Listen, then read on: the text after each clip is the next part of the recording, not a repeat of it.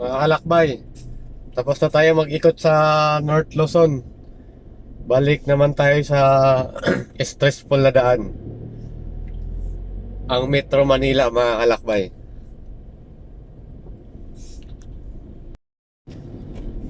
Ito yung sinasabi ko, mga kalakbay, na stressful road ang Metro Manila. Kaya gaya nito, tukod ang trapiko umagang umaga. Ang tawag dito, mga kalakbay, is tiyaga-tiyaga lang. Magbaon ng maraming pasensya sa traffic.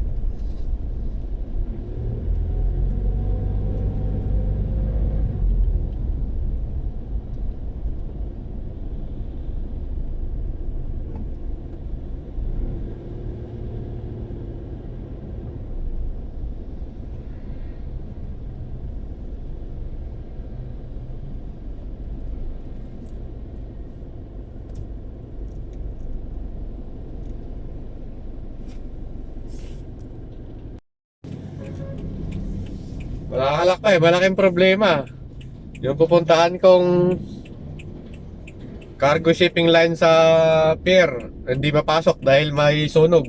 Muntik pa ako mabangga ng bumbero eh. Mabuti na lang may Google Maps na tayo. Doon, nakatabi muna ako nito. Pinatapos ko muna yung sunog. Ang hirap na makipag-agawan ng daan sa bumbero.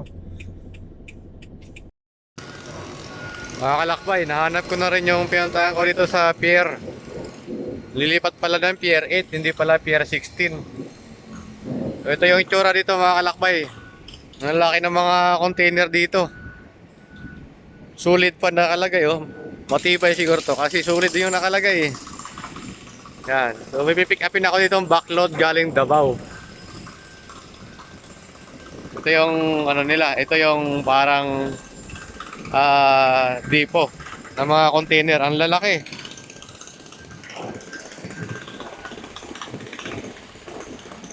Tapos yun naman yung panghakot nila ng container, mga kalakbay, oh. Ang laki niyan. Kaya yung malalaking container kahit na ano, bibigat. Yung proseso pala ng pag-pick up ng backload dito, mga kalakbay, i-share ko lang sa inyo. Pagkatapos mo magbayad doon ng ano, ng payment doon sa cashier, pupunta ka rito, iikot ka. Tapos ikaw maghahanap, pagbigay sa'yo ng resibo ng cashier, may nakalagay doon na number ng ano, ng container, van number kung tawagin nila. So ngayon, ikaw maghahanap dito isa-isa kung anong van number. Yan, hanapin mo, yan nakalagay van number. So pag nakita mo na, saka ka pupuntahan ng tao nila dito sa Sulit Shipping para bubuksan yung container. So ito yung van number na dito nakakarga yung backload na kukunin ko, 5610. Ang mahirap lang dito, pag yung container mo is nandun, oh, paano mo hanapin yung number nun? Mabuti na lang yung container na hinahanap ko is nandito lang sa baba. So, hindi ako nahirapan. Kagaya nun, pag nandun ka, sobrang taas na. Paano mahanapin? So ito yung ano nila. Ito yung parang tawag ito, taga-kuha ng container. Ang laki niyan. Pero laki niyan, mga kalakbay. Galing ni kuya, galing ni kuya driver, oh.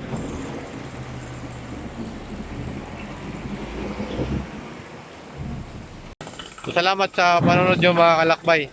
Sana suportahan nyo pa rin ako sa ano, sa mga susunod ko na vlog.